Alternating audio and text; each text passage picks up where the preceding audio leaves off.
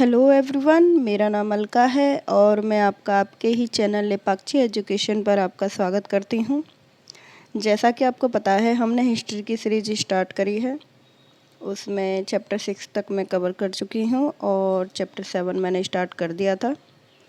Part first में मैं आधा चैप्टर पढ़ा चुकी हूँ आपको, और अब सेकंड पार्ट स्टार्ट करा है मैंने चैप्टर 7 का ही। चलिए देखते हैं अब सेकंड पार्ट में। आज हम ये चैप्टर ख़त्म कर देंगे और कल से चैप्टर 8 स्टार्ट कर देंगे, ठीक है। और वीडियो स्टार्ट करने से पहले आपसे रिक्वेस्ट है कि अगर आपको मेरा वीडियो पसंद आता है तो लाइक कर दीजिएगा और चैनल को सब्सक्राइब कर दीजिएगा। चलिए देखते हैं। मैंने आपको अशोक के बारे में बता दिया था अच्छी तरह से, और वंशों के बारे में भी बताया था कि कैसे थे हर्यक वंश, शिशुनाग वंश, फिर घनानंद, नंद वंश और फिर ये मौर्य वंश। नंद वंश में महापद्म नंद ने नंद वंश की स्थापना करी थी, और घनानंद लास्ट जो अंतिम शासक थे नंद वंश के, उसको चंद्रगुप्त मौर्य ने अपने गुरु कौटिल्य की सहायता से, कौटिल्य बोल सकते हैं उन्हें, चाणक्य बोल सकते हैं उन्हें, विष्णुगुप्त बोल सकते हैं उन्हें, तो एक ही नाम है उनके। और भी कई नाम हैं लेकिन ये 3 मुख्य नाम हैं। ये एक ही इंसान है चाणक्य, उसी को कौटिल्य या विष्णुगुप्त बोल सकते हैं। तो उन्हीं की सहायता से उन्होंने, चंद्रगुप्त मौर्य ने घनानंद को हराकर मौर्य वंश की स्थापना करी। सबसे पहले चंद्रगुप्त मौर्य, जिन्होंने अपने साम्राज्य को बहुत ज़्यादा बढ़ा लिया, चारों तरफ ही बढ़ा लिया, उत्तर दक्षिण पूर्व पश्चिम, अपना पाकिस्तान, अफ़गानिस्तान, ईरान, इधर की साइड सारा, और नीचे आपका साउथ पूरा, ये सब उनके साम्राज्य में ही आता था। उसके बाद उनके पुत्र हुए चंद्रगुप्त मौर्य के बिंदुसार। बिंदुसार ने भी अपने पिता की तरह, अपने पिता के नक्शे कदमों पर ही चलकर अपने साम्राज्य को और ज़्यादा विस्तृत किया, चारों तरफ फैलाया। और उसके बाद महान सम्राट अशोक, उनके बारे में तो सभी जानते हैं। और उन्होंने तो अपने धर्म का प्रचार करने के लिए और लोगों को शिक्षा के लिए पत्थरों पर, शिलाओं पर अपने संदेश लिखवाए और आम लोगों तक पहुंचाए। और अभी तक उनके जो विचार हैं और उनके जो क्या कहते हैं, खुद के उनके एक्सपीरियंस है जो उन्होंने उन पर शिलाओं पर और भी कई जगहों पर अभिलेख मिलते हैं प्राकृतिक भाषा में, तो उत्कीर्ण करवाए। और उन्हीं से पता लगता है कि उस टाइम पर हमारे देश में, पूरे मतलब भारतवर्ष में कैसी स्थिति थी। तो वहीं से हम आगे बढ़ते हैं और देखते हैं कि हम और क्या जानते हैं अशोक के बारे में, ठीक है। तो अब बोल रहे हैं कि अशोक एक अनोखा सम्राट। अशोक था, वो मौर्य वंश के सबसे प्रसिद्ध शासक थे। चंद्रगुप्त मौर्य भी थे, उसके बाद बिंदुसार भी हुए, लेकिन इन सब में सबसे ज़्यादा प्रसिद्ध जो रहे, जो बाद के भी सम्राट थे मौर्य वंश के, वो भी इतने प्रसिद्ध नहीं थे जितने अशोक हुए। वह ऐसे पहले शासक थे जिन्होंने अभिलेखों द्वारा जनता तक अपने संदेश पहुंचाने की कोशिश करी। अशोक के ज़्यादातर अभिलेख प्राकृत भाषा और ब्राह्मी लिपि में हैं। प्राकृत भाषा के बारे में मैंने आपको पिछले चैप्टर में बताया था कि वो लैंग्वेज होती है जो आम जनता की होती है। आम जनता की होती है, जैसे हम और आप आपस में बात करते हैं, मतलब 2 लोग आपस में बात करते हैं, तो वही प्राकृत भाषा होती है। और लिपि वो होती है जो लिखित होती है, जैसे कि हमारी हिंदी है, संस्कृत है और अंग्रेजी होती है, मतलब जो लिखित होती है उसे लिपि बोलते हैं। जो प्राकृत भाषा है वो बोलने चालने वाली भाषा होती है, और जो लिखने वाली भाषा होती है उसे ब्राह्मी लिपि बोलते हैं। पहले ब्राह्मी लिपि होती थी, अब तो हमारी हिंदी और क्या कहते हैं हिंदी है, अंग्रेजी है, इस तरह से। अब देखते हैं अशोक का कलिंग युद्ध। मैं आपको बता दूंगी ये जो कलिंग युद्ध है उसके बाद ही अशोक का युद्ध की तरफ से मन हट गया। फिर जब उन्होंने देखा कि कैसे लोगों का कत्लेआम हुआ है, कितने लाखों लोग मरे हैं, उसके बाद उन्होंने धर्म को अपना लिया और उन्होंने युद्ध छोड़ दिया। उसी की बता रहे हैं कि अशोक का कलिंग युद्ध कलिंग तटवर्ती उड़ीसा का प्राचीन नाम है। मतलब जो आज हम जैसे उड़ीसा बोलते हैं उसे पहले कलिंग बोला जाता था।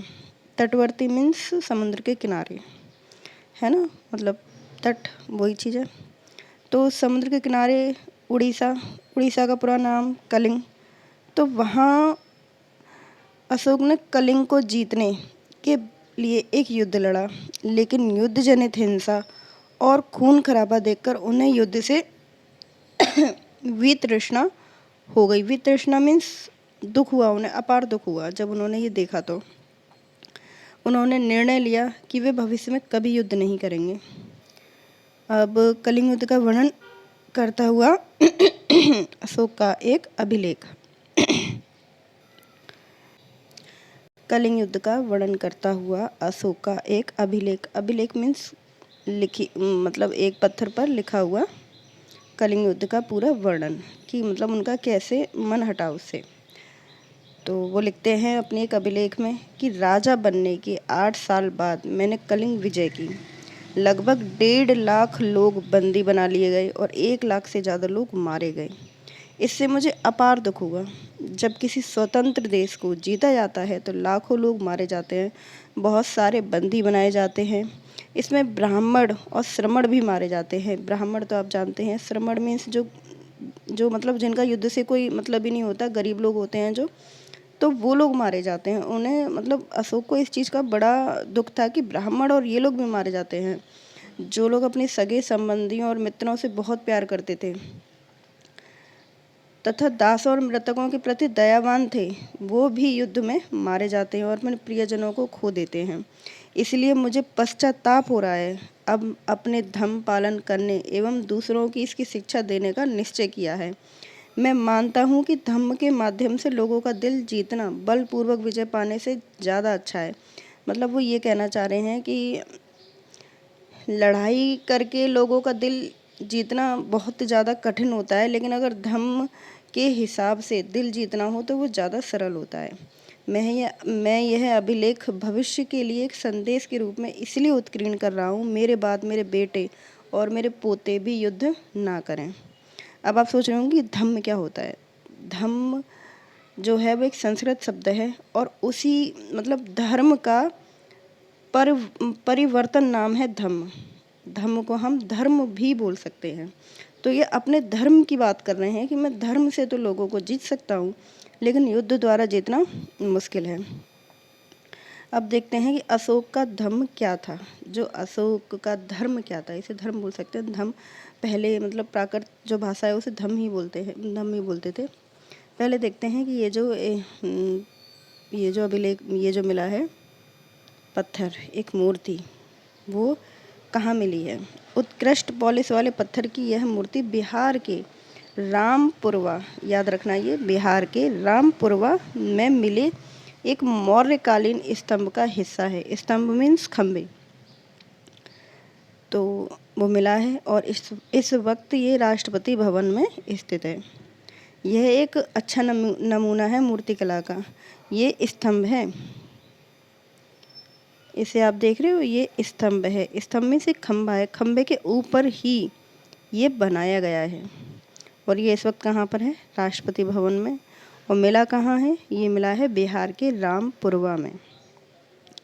अब देखते हैं अशोक का धर्म क्या था। ये याद रखना, बिहार के रामपुरवा में एक मूर्ति मिली है, मौर्यकालीन स्तंभ।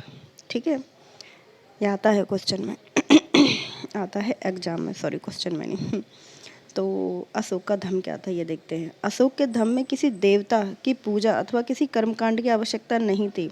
उन्हें लगता है कि जैसे पिता अपने बच्चों को अच्छे व्यवहार की शिक्षा देते हैं, वैसे ही यह उनका कर्तव्य था कि वह अपनी प्रजा को निर्देश दें। बुद्ध के उपदेशों से भी वह बहुत ज़्यादा प्रेरित थे। बुद्ध के उपदेशों से प्रेरित थे अशोक जो थे।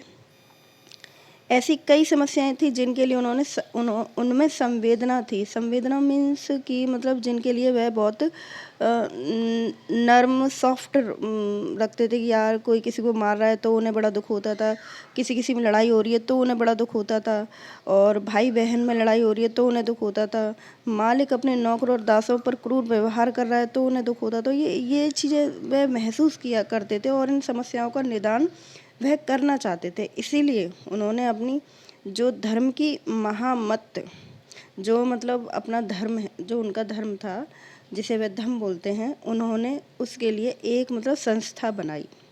संस्था मीन्स कि मतलब कुछ लोगों को इकट्ठा करा और उनसे कहा कि लोगों के घर घर जाइए और प्रचार करिए, धर्म को बताइए कि ऐसे लड़ना झगड़ना, इस तरह से लोगों पर अत्याचार करना गलत बात है। तो ये एक अधिकारी मतलब 10-12 उससे भी ज़्यादा हो सकते हैं अधिकारी बनाए, जिसको उन्होंने क्या नाम दिया, धम्म महामात्य। क्या नाम दिया, नाम दिया धम्म महामात्य।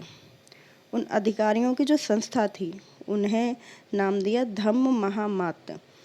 उन संस्था में अधिकारियों को रखा और वह घर घर जाकर लोगों को पास जाकर उन्हें शिक्षा दी कि देखो ऐसे मत करो।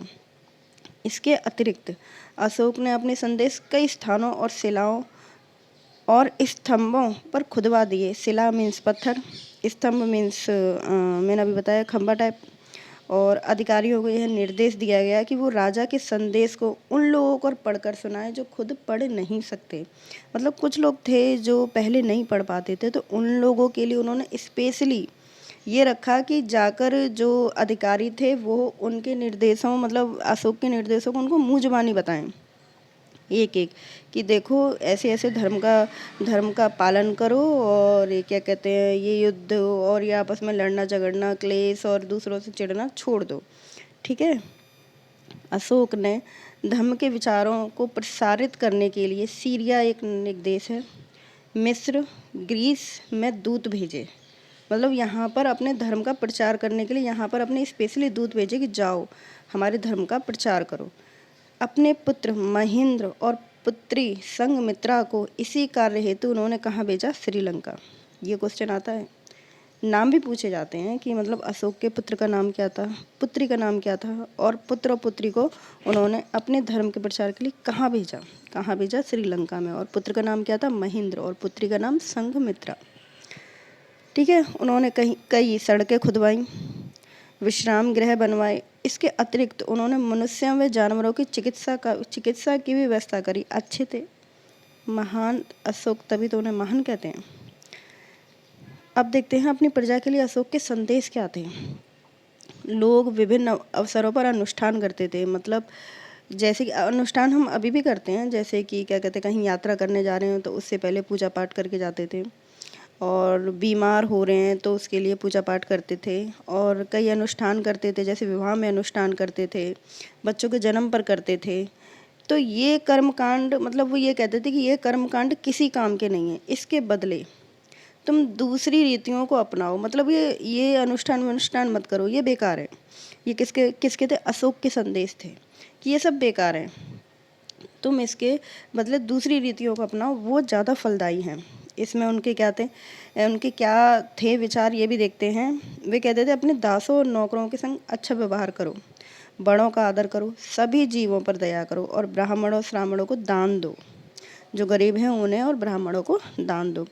अपने धर्म की प्रशंसा और दूसरे धर्म की निंदा मत करो, ये गलत बात है। मतलब वो ये कहना चाह रहे हैं कि कई लोग होते हैं जो अपने धर्म को महान बताते हैं और दूसरे धर्म को नीचा दिखाने की कोशिश करते हैं। तो अशोक इसके लिए मना करते थे, कहते थे कि अगर तुम दूसरों के धर्म की निंदा कर रहे हो तो वो तुम दूसरे धर्म की निंदा नहीं कर रहे, अपने ही धर्म का नुकसान कर रहे हो। तो दूसरे धर्म की भी उतनी ही इज्जत करो जितने अपने धर्म की। ठीक है।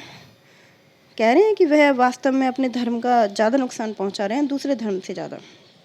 इसीलिए हर किसी को दूसरे धर्म की प्रमुख विश्वासों को समझने की कोशिश करते हुए आदर करना चाहिए, ये अशोक बोलते हैं। ठीक है, अब देखते हैं ब्राह्मी लिपि क्या थी। आधुनिक भारत की ज़्यादातर लिपियाँ पिछले सैकड़ों वर्षों में ब्राह्मी लिपि से उत्पन्न हुई है। यहाँ आप अ अक्षर को अलग अलग भाषाओं और लिपियों में देख सकते हैं। देखिए यह